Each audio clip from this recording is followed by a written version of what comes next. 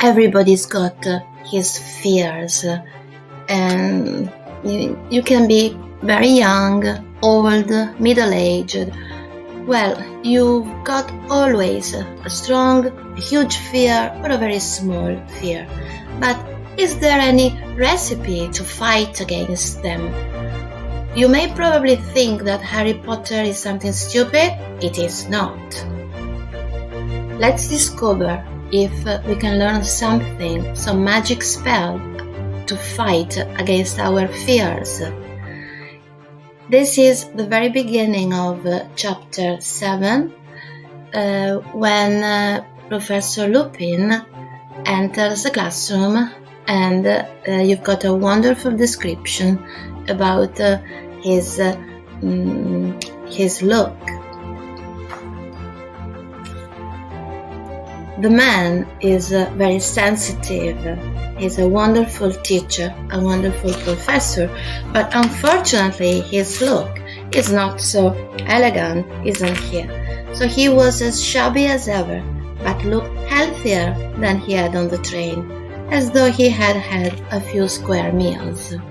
Very thin, but extremely polite. Also dirty.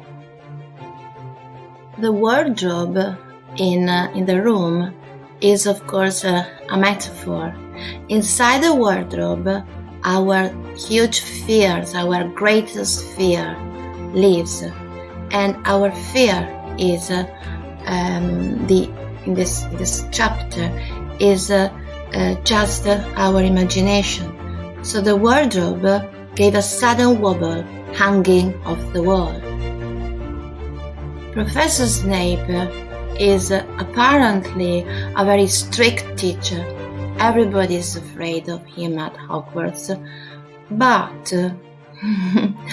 as most of the time appearances are not really the substance, you discover along the story that Professor Snape is actually a friend.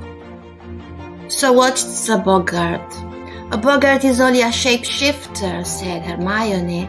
It can take the shape of whatever it thinks will frighten us most. So what's the magic spell to fight against him? Or her? Or it? Let's discover. All the students during the lessons will be required by Professor Lupin to imagine, to shape in their mind the figure of their hugest fears.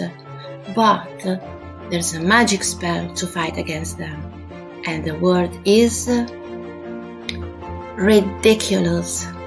So a very healing laugh.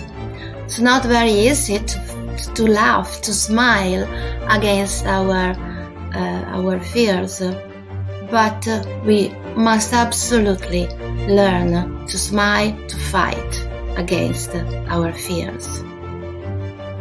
So Harry Potter and all his adventures may sound like, another business of selling books. But you can learn many things inside their books.